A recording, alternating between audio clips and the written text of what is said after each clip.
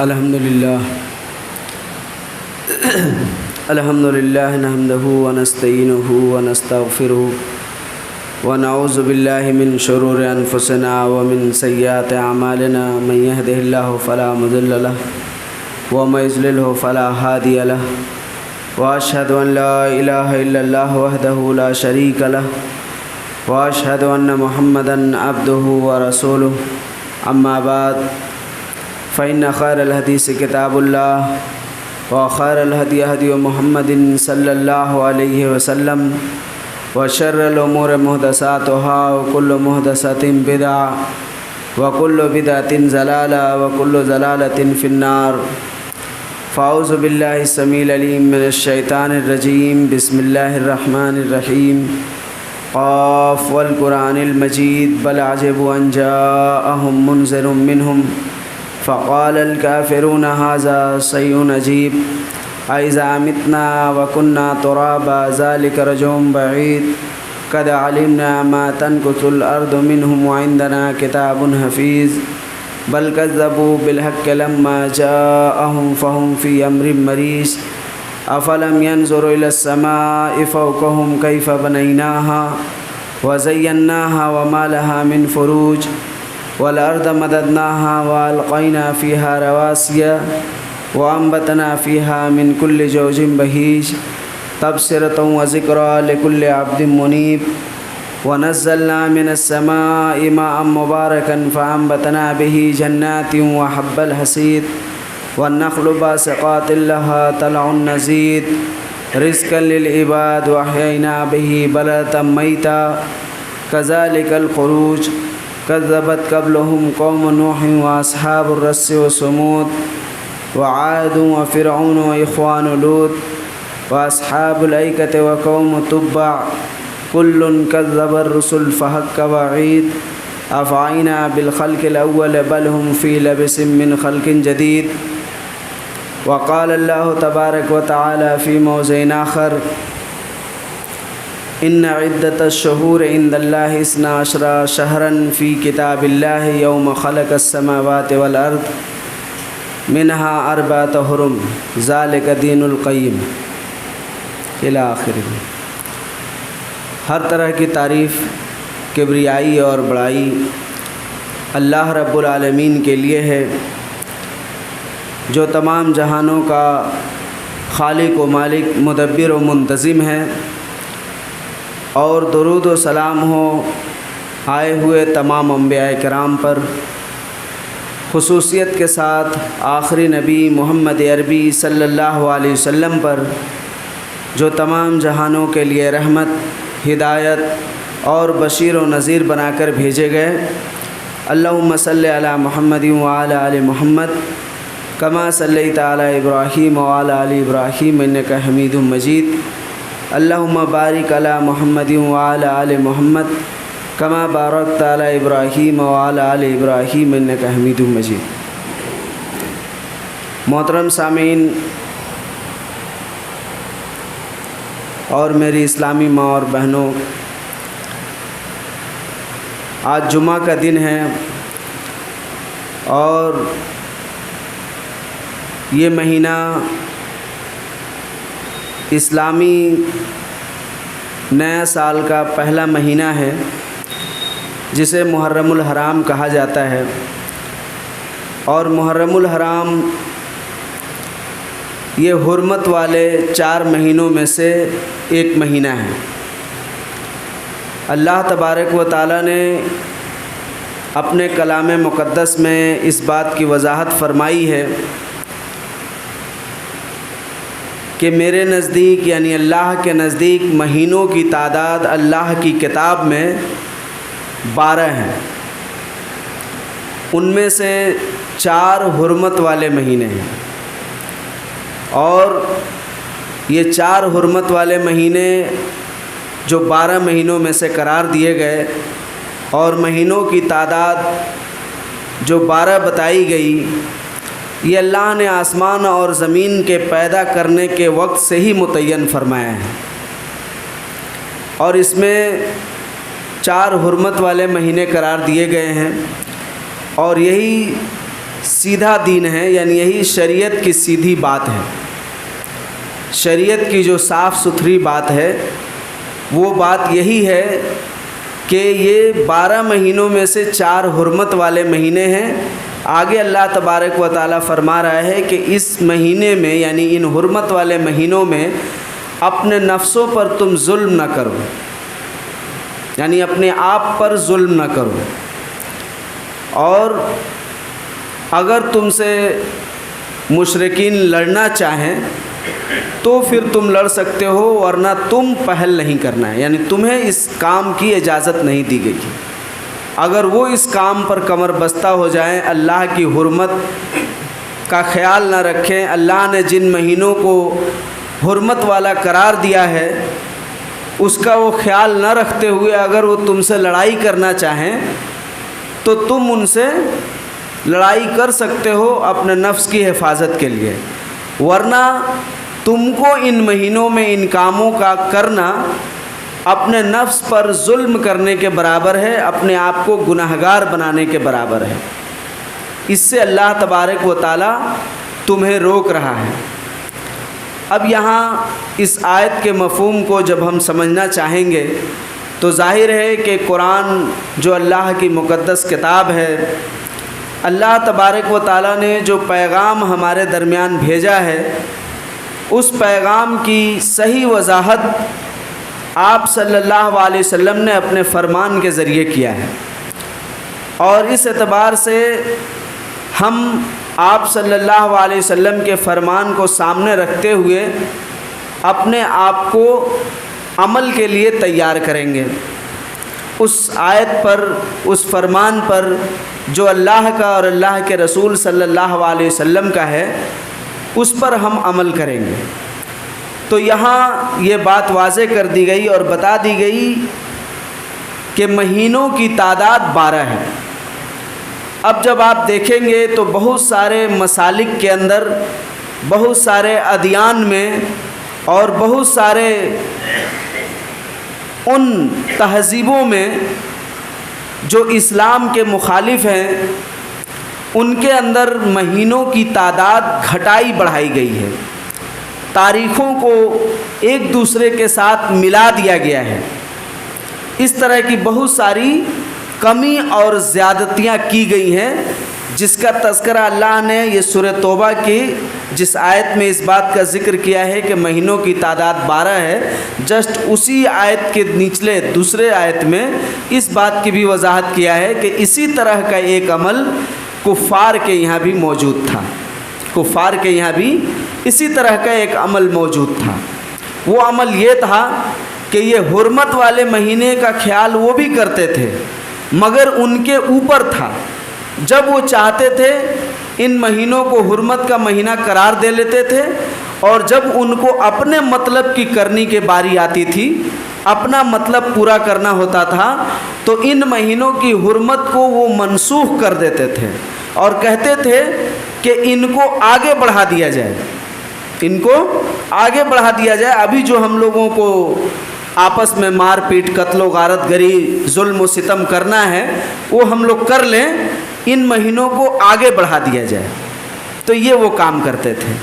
جیسے آپ نے دیکھا ہوگا کہ ہمارے جو ہے غیر مسلم بھائیوں کے کیلنڈر میں بھی کبھی کبھی 9ویں اور 10ویں ایک ساتھ پڑ جاتا ہے، تو 9ویں اور 10ویں ایک ساتھ کیسے پڑ جاتا ہے؟ ایک ہی ساتھ میں نے آج 11 تاریخ بھی ہے، جیسے آج ہم لوگوں کے محرم الحرام کی 16 تاریخ بھی ہے اور 17 تاریخ بھی ہو گئی، کیسے؟ یہ دونوں تاریخ ایک ساتھ کیسے آ گیا؟ بات سمجھیں کہ نہیں؟ تو اب جب یہ سوال آپ ان سے کریں گے تو اس کی وہ ایک جواب دیتے ہیں۔ وہ جواب کیا دیتے ہیں کہ ہم لوگوں نے چاند کے چلنے سے مہینوں کو متعین کیا ہے، شمسی کیلنڈر سوائے، یعنی جس کو ہم لوگ ہجری کیلنڈر کا، یہ عیسوی کیلنڈر کہتے ہیں، اسی کو شمسی کیلنڈر کہا جاتا ہے، اسی کو اس شمسی کیلنڈر کے حساب سے یہ سال جو ہے 2023 چل رہا ہے۔ تو یہ صرف اور صرف کہاں ہے؟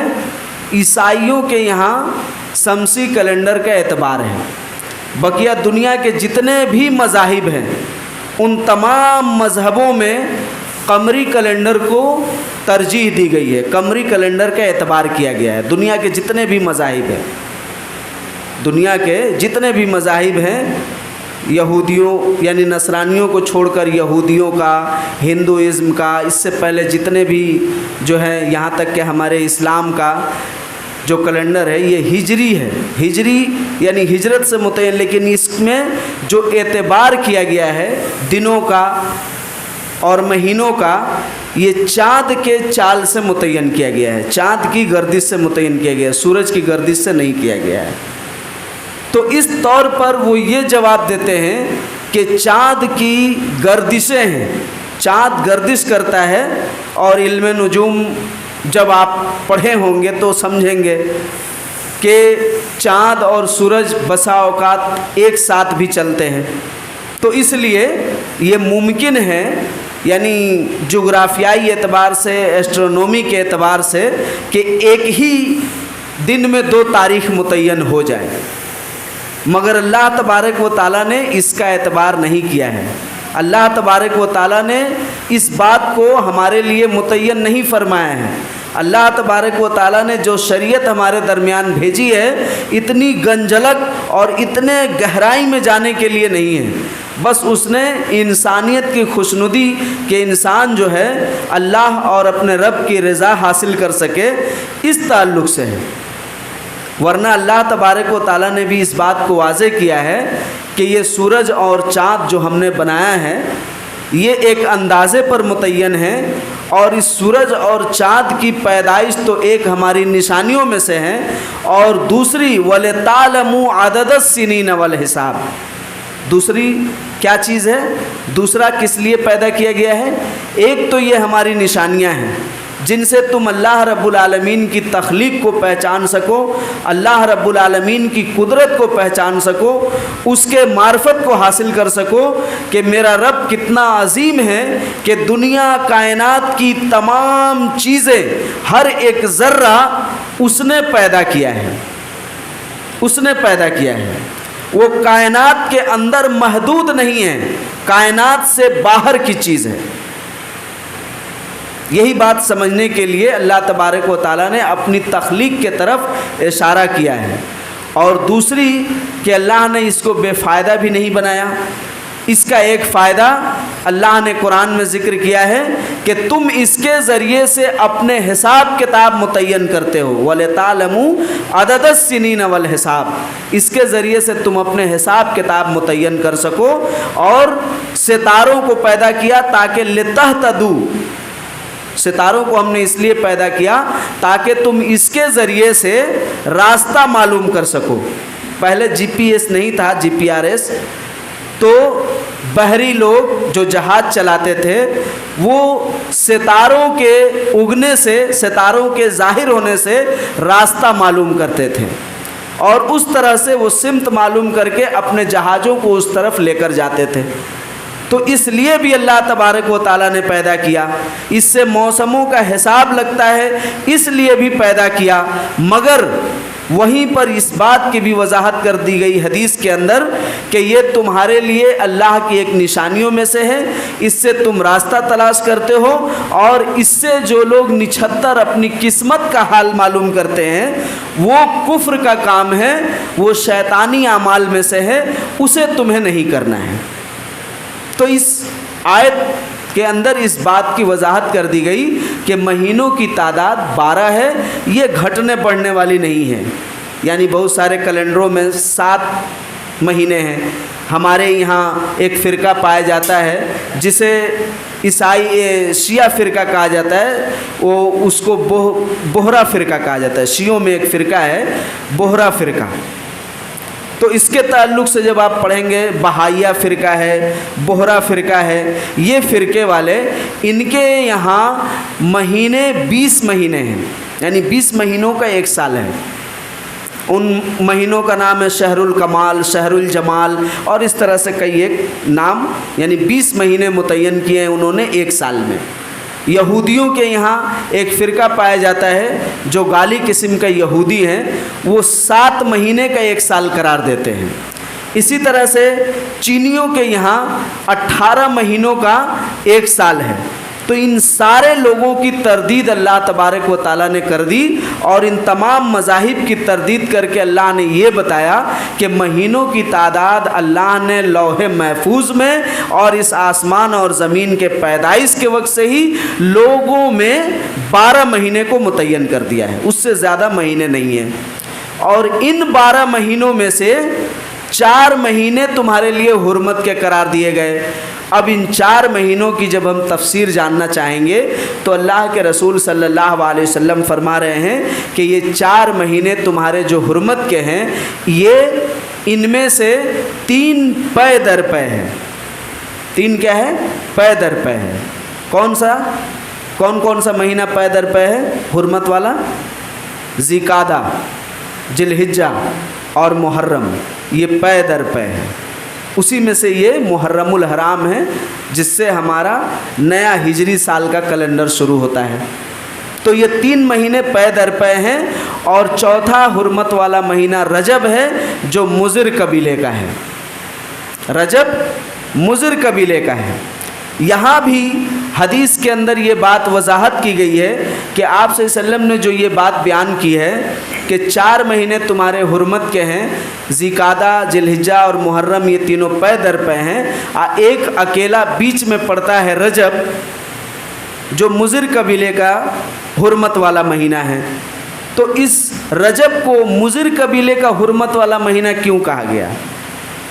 تو اس لیے کہا گیا کہ یہاں بھی اس باریکی کو سمجھیے کہ کیوں کہا گیا۔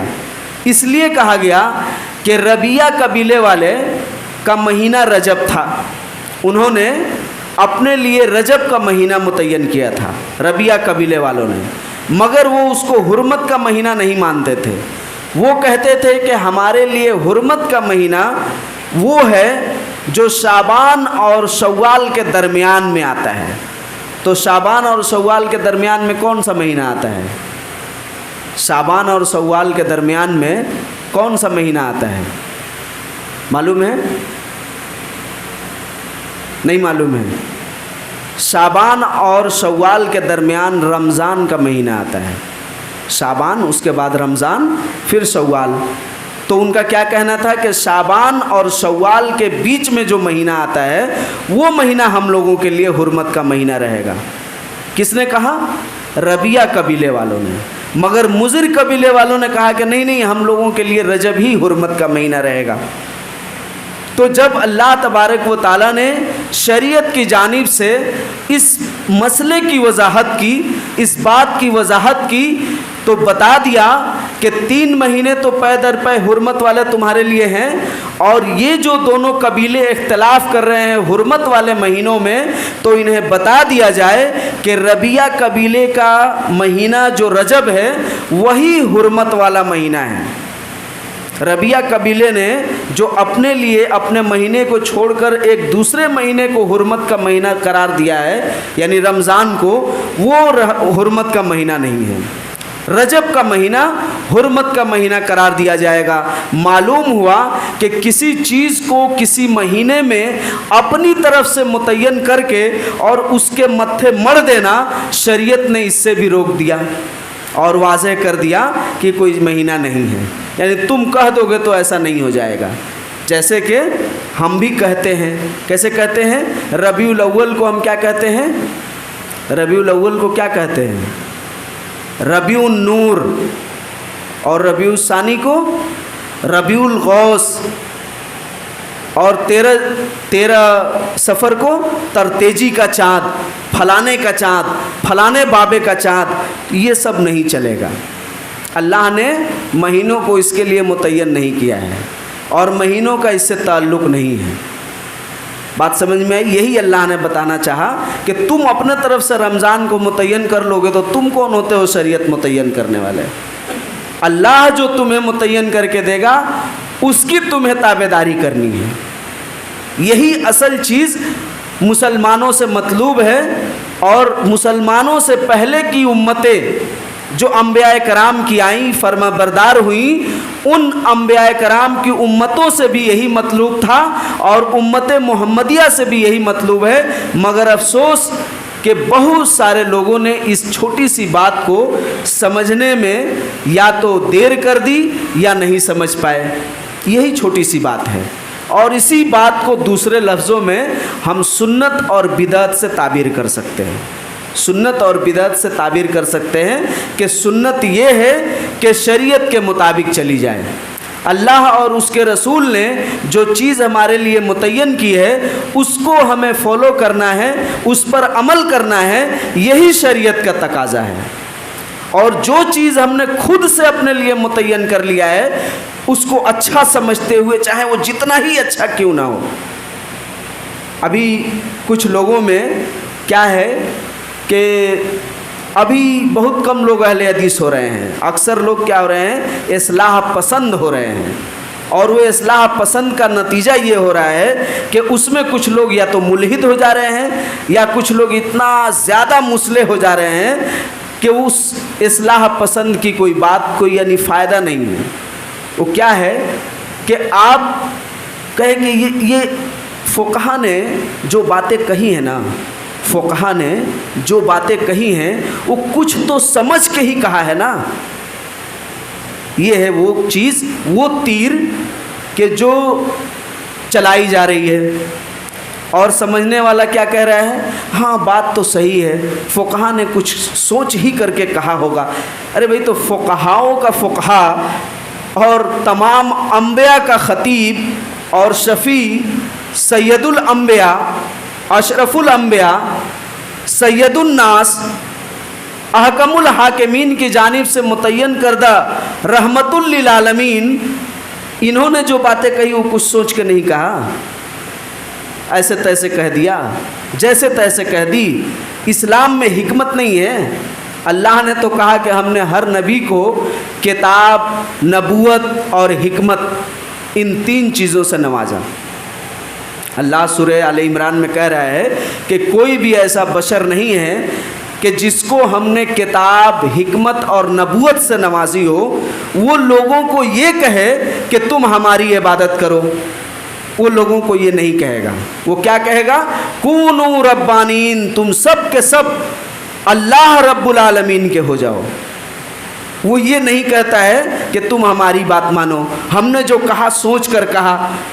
نبی کو کہا جا رہا ہے، نبی اکرم صلی اللہ علیہ وسلم کی ایک صفت بتائی جا رہی ہے، آپ کی ایک شان بتائی جا رہی ہے، وَمَا يَنْطِقُ عَنِ الْهَوَىٰ إِنْ هُوَ إِلَّا وَحْيٌ يُوحَىٰ۔ یہ نبی اکرم صلی اللہ علیہ وسلم جو تمہارے درمیان نبی بنا کر بھیجے گئے ہیں، یہ اپنی جانب سے کوئی بات نہیں کہتے ہیں، یہ کچھ سوچ کے نہیں کہتے ہیں۔ شریعت میں یہ وہی کہتے ہیں جس بات کے طرف انہیں متوجہ کرائی جاتی ہے اور جو بات ان پر وحی کی جاتی ہے، اللہ کی جانب سے جو بات شریعت میں پیش کی جاتی ہے، یہی بات وہ تمہارے درمیان رکھتے ہیں، اپنے جانب سے کوئی بات نہیں رکھتے۔ اور دوسری جگہ اللہ تبارک و تعالیٰ نے آپ صلی اللہ علیہ وسلم کو سخت تنبیہ بھی کی، کہا کہ اے نبی، اپنی جانب سے شریعت میں آپ کوئی بات مت ملائیے گا، کوئی بات شامل مت کیجیے گا۔ اگر آپ نے ایسا کیا تو پھر ہم آپ کے شہرک کو پکڑ لیں گے، یعنی آپ کی خیر نہیں ہے، آپ اس سے ہوشیار ہو جائیے اور اپنی جانب سے شریعت میں باتیں نہ ملایا کیجیے۔ اس بات کو اللہ نے سورہ حاقہ کے اندر بیان کیا ہے۔ تو غور کیجئے کہ ہمارے اندر یہ اصلاح پسندی کی بات آ جاتی ہے کہ فقہا نے کچھ کہا تو سوچ کے ہی نہ کہا۔ اب اللہ تبارک و تعالیٰ نے قرآن میں کہا کہ ہر وہ جانور جو درندہ صفت ہے وہ تمہارے اوپر حرام ہے۔ اب ہم کیا کہتے ہیں؟ کہتے ہیں کہ نہیں، سور کا گوشت حرام ہے، لیکن اگر اس کو باندھ کر حلال کھلایا گیا ہو تو وہ حلال ہے۔ اسی طرح سے کوا حرام ہے، ٹھیک ہے، مگر اگر اس کو باندھ کر دانہ کھلایا جائے تو وہ حلال ہے۔ یہ فقہ اللہ کو اور اللہ کے رسول کو نہیں سمجھ میں آئی۔ یہ جو فقہ آپ بتا رہے ہیں فقیہ بن کر کچھ سوچ کر جو بتا رہے ہیں، تو یہ کچھ جو آپ سوچ کر بتا رہے ہیں نا، یہ اللہ کو اور اللہ کے رسول کو نہیں سمجھ میں آئی یا نہیں آئی؟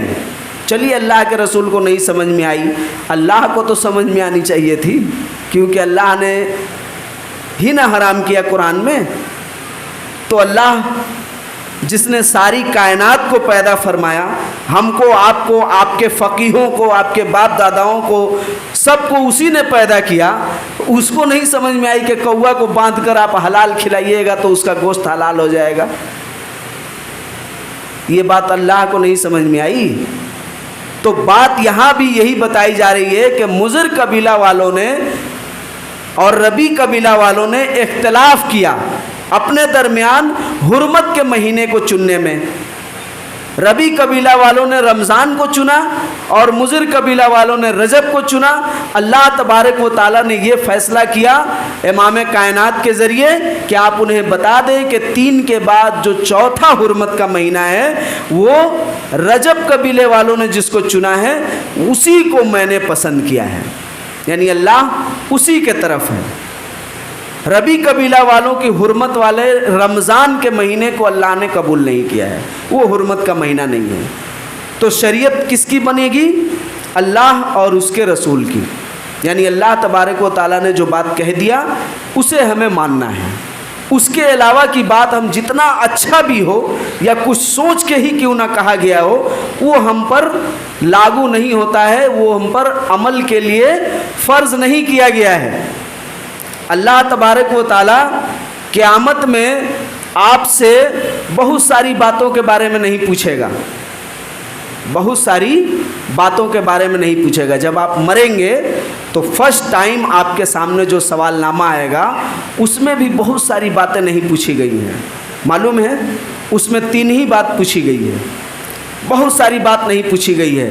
یہ نہیں پوچھا گیا کہ اچھا آپ کہاں رہتے تھے، چندہ نگر میں رہتے تھے کہ چچڑا میں رہتے تھے، آپ جو ہے حنفی تھے کہ شافعی تھے کہ حنبلی تھے کہ مالکی تھے کہ اہل حدیث تھے، یہ نہیں پوچھا گیا ہے۔ یہ بھی نہیں پوچھا گیا ہے کہ اچھا آپ کس کے پیر اور فقیر ہیں، آپ کس کے مرید ہیں، یہ بھی نہیں پوچھا گیا ہے۔ یہ بھی نہیں پوچھا گیا ہے کہ اچھا آپ شجرہ نسب لائے ہیں کہ نہیں، شجرہ لائے ہیں کہ نہیں۔ میں نے آپ لوگوں کو شاید بتایا تھا کہ شجرہ رکھنے کی جب میں نے وجہ تلاش کی تو مجھے کتاب اور سنت میں ضعیف اور جھوٹی حدیثیں تو ملی نہیں، نہ شریعت میں کسی فقیہ کا کوئی قول نظر آیا، مگر ایک چیز ہمیں ملی شجرہ رکھنے کے تعلق سے، وہ یہ کہ مصریوں کا، قدیم مصریوں کا عقیدہ تھا کہ ان کے مردے کے ساتھ ایک کتاب رکھی جاتی تھی جس کا نام تھا کتاب الموت۔ ان کا عقیدہ تھا کہ جب ہم لوگ دفنا دیتے ہیں تو مردہ زندہ ہوتا ہے اور پیش کیا جاتا ہے نور اور ظلمت کے خدا کے سامنے۔ تو اس کے ساتھ جب ہم لوگ یہ کتاب رکھ دیں گے تو یہ زندہ ہونے کے بعد پڑھے گا قبر میں تو شاید اس کو کہیں ہوش آ جائے اور سنبھل جائے اور آخرت کی تیاری قبر میں جا کے کر لے۔ تو اسی لیے وہ لوگ ایک کتاب رکھتے تھے کتاب الموت، یہیں سے شجرہ رکھنے کی ایک سلسلہ شروع ہوئی۔ تو خیر یہ تو بات الگ ہے۔ تو میں یہ بتا رہا ہوں کہ اللہ تعالیٰ یہ سب آپ سے نہیں پوچھے گا، آپ سے پوچھے گا کہ من ربوں کا، تمہارا رب کون ہے، تم نے کس کو اپنا رب اور پالن ہار مانا تھا۔ من نبیوں کا، تمہارا نبی کون تھا، یا وہ جو تمہارے درمیان بھیجے گئے تھے اس کے بارے میں تمہاری کیا رائے ہے، کیا عقیدہ ہے۔ تو وہاں کہیے گا، کہتے پتہ نہیں، ہم تو حنفی کو مانتے تھے، اب امام ابو حنیفہ کچھ کہے تھے تو سوچ ہی کے نہ کہے تھے، اب اللہ کے رسول کو کون جانے کہ وہ کیا کہے تھے، مگر امام ابو حنیفہ کہے تھے تو کچھ سوچ ہی کے نہ کہے تھے، ان کی بات کیسے غلط ہو سکتی ہے۔ تو یہ دوسرے سوال کا جواب ہوگا آپ کا۔ تیسرا سوال پوچھا جائے گا کہ تمہارا دین کیا تھا، تم کس دین کے ماننے والے تھے، تو کس دین کو کہیے گا، عیسائی تھے، ملحد تھے، یا ایکس مسلم تھے، کیا تھے، یا پاپی تھے، کیا تھے، کون سے دین کے ماننے والے تھے۔ تو یہی 3 سوال ہے جو آپ کی پوری زندگی کا، عملی زندگی کا نچوڑ ثابت کر دے گا۔ اور جب آپ ان 3 سوالوں کے جواب میں کامیاب ہو جائیں گے تو آپ سے چوتھا سوال پوچھا جائے گا، ناکام ہو جائیں گے تو کنپٹے پر لوہے کے ہتھوڑے سے پیٹا جائے گا، حدیث کے الفاظ ہیں۔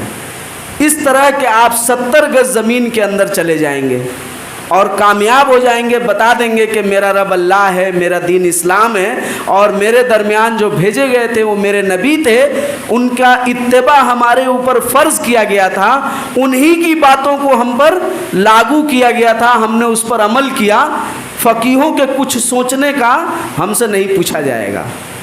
بات سمجھ میں آئی کہ نہیں؟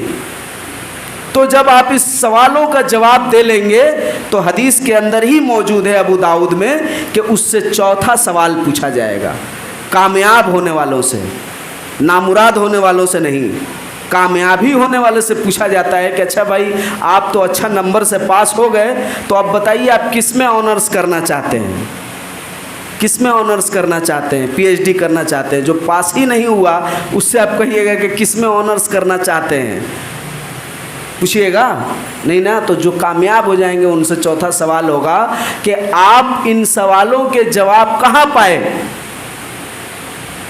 تو وہ کہے گا کہ میں نے قرآن کو پڑھا، اس پر ایمان لایا، اس کی تصدیق کی، تو مجھے ان سوالوں کے جواب مل گئے۔ اور جو نہیں پڑھا رہے گا، جو نہیں جانے گا، جس کی عملی زندگی دنیاوی مشاغل میں ہوگی، وہ جواب نہیں دے پائے گا، تو اسے فرشتے پیٹیں گے اور کہیں گے کہ کاش تم قرآن کو پڑھتے، اس کو سمجھتے، خالی عبارت کالا کالا پڑھ کے اور مٹھائی نہیں کھاتے، بلکہ اس کو سمجھتے بھی، تو تمہارے لیے آج بہت بہتر ہوتا، بہت بہتر ہوتا، تم اس طرح کے عذاب سے اپنے آپ کو بچا لیتے۔ تو میرے محترم سامعین، اللہ تبارک و تعالیٰ نے اس آیت میں اس بات کی بھی وضاحت کر دی کہ اپنے طرف سے کسی فیصلے کو متعین کرنا شریعت اس کی اجازت نہیں دے رہی ہے، اور اس میں اپنے نفس پر ظلم نہ کرو۔ یعنی حرمت کا یہ مہینہ اس لیے متعین کیا گیا تاکہ اس کی حرمت اور عزت کا آپ خیال رکھیں، اس میں ان چیزوں سے بچے جن گناہوں کو اللہ تبارک و تعالیٰ نے آپ پر حرام کر دیا گیا ہے۔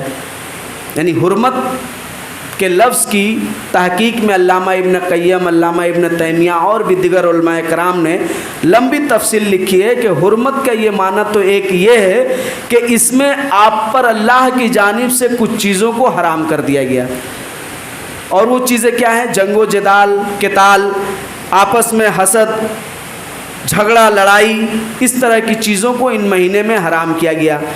دوسرا اس کا معنی یہ ہے کہ اللہ نے اس کو اپنی عبادت کے لیے خاص کیا، اس میں نیک عمل کے ثواب کو بڑھا دیا جاتا ہے اور برے اعمال کے گناہ کو بڑھا دیا جاتا ہے، لہٰذا اس میں اپنے آپ کی اصلاح کیجئے، اور ان مہینوں میں آپ کوشش کیجئے کہ زیادہ سے زیادہ نیکیوں کو کمائیں، اچھے کام کو کریں، نماز پڑھیں، 5 وقتہ نمازوں کی پابندی کریں، کیونکہ یہ بھی اللہ تبارک و تعالیٰ کی عبادت کرنا بھی بندے کی ایک شان ہونی چاہیے۔ اگر ایک شخص کہتا ہے کہ ہم اللہ سے محبت کرتے ہیں، اللہ کو ماننے والے ہیں، اور نماز نہیں پڑھتا ہے، تو کیسا محبت کرنے والا ہے، کیسا اللہ کا ماننے والا ہے؟ تاصل الہ وانت تظہر حبہ، اللہ کی نافرمانی کرتے ہو اور یہ ظاہر کرتے ہو کہ ہم اللہ سے محبت کرنے والے ہیں۔ عربی شاعر کہتا ہے کہ تم اللہ کی نافرمانی کرتے ہو اور یہ ظاہر کرتے ہو کہ ہم اللہ سے محبت کرنے والے ہیں۔ ان المحب لمن یحب لمطیع، محبت کا معنی یہ نہیں ہے، محبت کا معنی تو یہ ہے کہ جب محب اور محبوب ایک دوسرے کی عزت کا خیال رکھے، اور محبوب جو ہے وہ محب کی بات سے نہ آگے بڑھے نہ پیچھے ہٹے، نہ آگے بڑھے نہ پیچھے ہٹے، یہ ہے محبت کا مفہوم۔ یعنی اگر آپ اللہ سے محبت کرتے ہیں، قل ان کنتم تحبون اللہ فاتبعونی یحببکم اللہ، آپ کہتے ہیں کہ ہم اللہ سے محبت کرتے ہیں، اللہ والے ہیں، رسول والے ہیں، تو اتباع کر کے دکھلائیے۔ کس کی؟ فاتبعونی، امام کائنات کی اتباع کر کے دکھائیے، اپنے امام کی نہیں، اپنے سوچ کی نہیں، اپنے اعلیٰ حضرت کی نہیں، آپ اللہ کے رسول کی اتباع کر کے دکھلائیے کہ آپ کیسے محبت والے ہیں۔ اگر آپ واقعی مسلمان ہیں، اللہ اور اس کے رسول والے ہیں، ابھی نواسہ رسول کے لیے آپ جان دے رہے ہیں، اور جو رسول ہیں ان کی اتباع چھوڑ دیے ہیں۔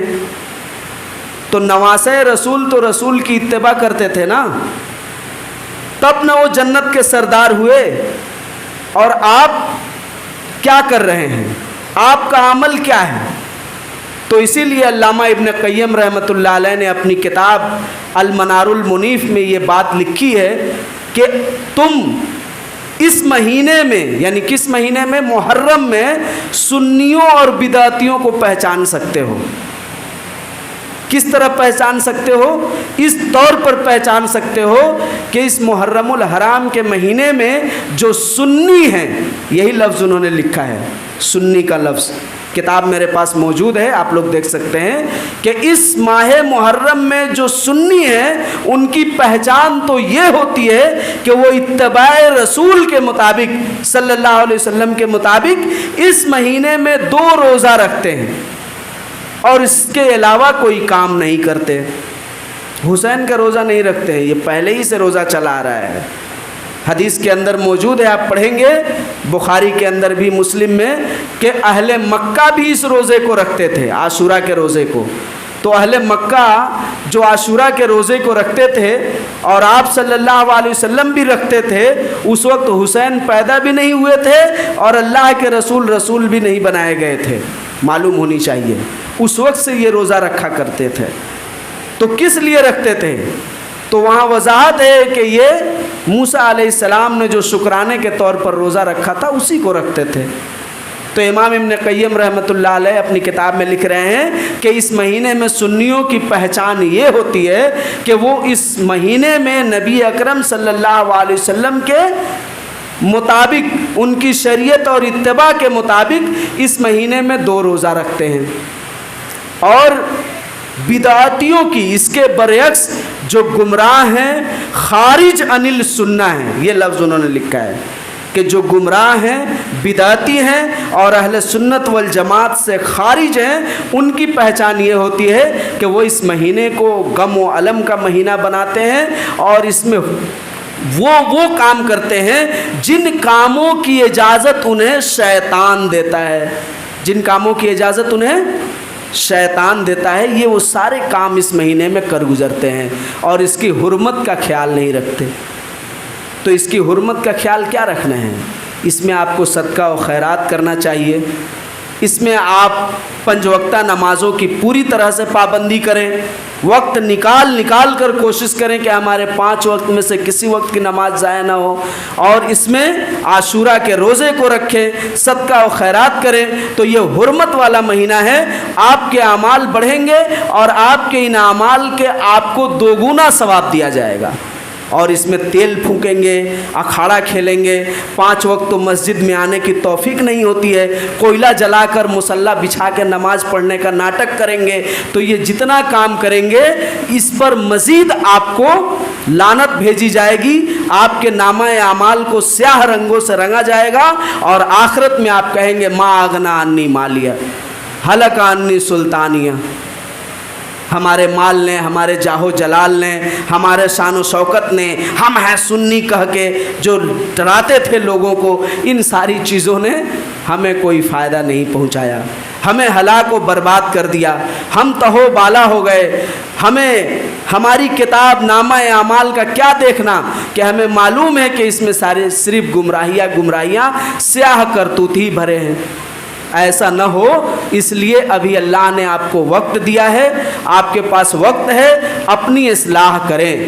اپنی اصلاح کے لیے جتنا زیادہ آپ جد و جہد کریں گے یہ ہوتا ہے اصلاح۔ یہ اصلاح نہیں ہوتا ہے کہ ہاں چلیے ہم مان لیے آپ بھی ہمارے باپ اور وہ بھی ہمارے باپ، تو یہ کون سا اصلاح ہوا؟ شریعت نے تو ایسے ہی آپ کے لیے 3 باپ 4 باپ متعین کیا ہے کہ نہیں؟ ایک آپ کے اپنے باپ ہیں، ایک چچا بھی آپ کے باپ کے درجے میں آئیں گے، ایک جو آپ کو اپنی بیٹی دے گا وہ بھی باپ کے درجے میں آئے گا، اور جو آپ کا استاد ہے وہ بھی باپ کے درجے میں آئے گا۔ شریعت نے تو آپ کو ایسے ہی آلریڈی 4 باپ دے دیا ہے، اب مزید 2 باپ اور 5 باپ کی کیا ضرورت آپ کو پڑ گئی؟ ذرا غور کریے، سمجھیے، اپنی اصلاح کیجیے۔ یہ اصلاح کرنے کے لیے بتایا جا رہا ہے اس لیے اللہ کہہ رہا ہے کہ ان مہینوں میں اپنے نفسوں پر ظلم نہ کرو. حرمت کے تقاضے کو سمجھو, حرمت کے مفہوم کو سمجھو کہ اللہ نے اس میں جن مہینوں کو حرمت دیا. اب یہ حرمت دینے کی کیا حکمت ہے؟ ہمارے علماء کرام نے بہت ساری حکمتوں کو بیان کیا ہے, مگر صاف ستھری خلاصے کے طور پر بات یہ ہے کہ اللہ نے جس کو چاہا عزت دیا اور جس کو چاہا عزت نہیں دیا. ذالک فضل اللہ یؤتی ہے من یشاء, یہ اللہ کا فضل ہے. اللہ جس مہینے کو, جس دن کو, جس تاریخ کو فضیلت دے دے, کوئی بات نہیں, ہمیں قبول کرنا ہے. اور جس کو نہیں دے اس کو ہمیں قبول نہیں کرنا ہے, اس کو عام طرح رکھنا ہے. جیسے کہ یہی بات واضح کر رہی ہے کہ مجر کے قبیلے کا ذکر کرتے ہوئے آپ نے فرمایا کہ رجب حرمت والا ہے. یعنی رجب حرمت والا مضر کے قبیلے نے چنا تھا اور ربیہ نے رد کیا تھا, مگر اللہ نے جب مضر کے قبیلے والے مہینے کو, رجب کو حرمت قرار دے دیا تو ہمیں ماننا پڑا. اب یہاں ہمیں اختلاف نہیں کرنا ہے کہ نہیں رمضان بھی رہتا تو ٹھیک ہوتا, مضر بھی ہے تو ٹھیک ہے, فلانے بھی ہیں تو ٹھیک ہے, وہ بھی ہیں تو ٹھیک ہے. یہ ساری باتیں اب ختم, یہ ساری باتیں اب ختم. فَإِنَّ خَيْرَ الْحَدِيثِ کتاب اللہ, سب سے بہترین بات اللہ کی کتاب ہے. وَخَيْرَ الْهَدْيِ هَدْيُ مُحَمَّدٍ صلی اللہ علیہ وسلم, اور اس کتاب پر, اس گائیڈ بک پر عمل کرنے کے لیے سب سے بہترین طریقہ اگر کسی نے بتایا تو اللہ کے رسول صلی اللہ علیہ وسلم نے بتایا, اور کوئی بات نہیں ہے. اور یہی بات واضح کرنی ہے کہ وَإِنَّ هَذَا صِرَاطِي مُسْتَقِيمًا فَاتَّبِعُوهُ وَلَا تَتَّبِعُوا السُّبُلَ فَتَفَرَّقَ بِكُمْ عَنْ سَبِيلِهِ ذَلِكُمْ وَصَّاكُمْ بِهِ لَعَلَّكُمْ تَهْتَدُونَ. یہی اللہ کی سیدھی راہ ہے, یہی اللہ کی شریعت ہے.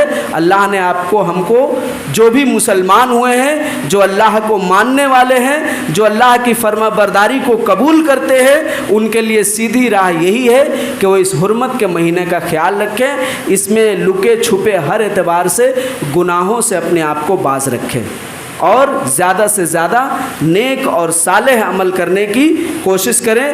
فقہا نے کیا کہا ہے؟ فقہا نے بہت کچھ کہا ہے, اور فقہا کی ساری باتیں ہم نہیں مان سکتے جب تک کہ ہمارے پاس کتاب اور سنت کی رسی ہمارے ہاتھ میں موجود ہے, ہم نہیں مان سکتے ہیں. فقہا نے کہا کہ گھوڑے کا گوشت حرام ہے, ایک فقہا نے کہا کہ مکروہ ہے, ایک فقہا نے کہا کہ حلال ہے, ایک فقہا نے کہا مکروہ تنزیہ ہے, اور اللہ کے رسول نے کہا کہ حلال ہے. اب آپ بتائیے کہ آپ گھوڑے کا گوشت کھائے تو کیا کھائے؟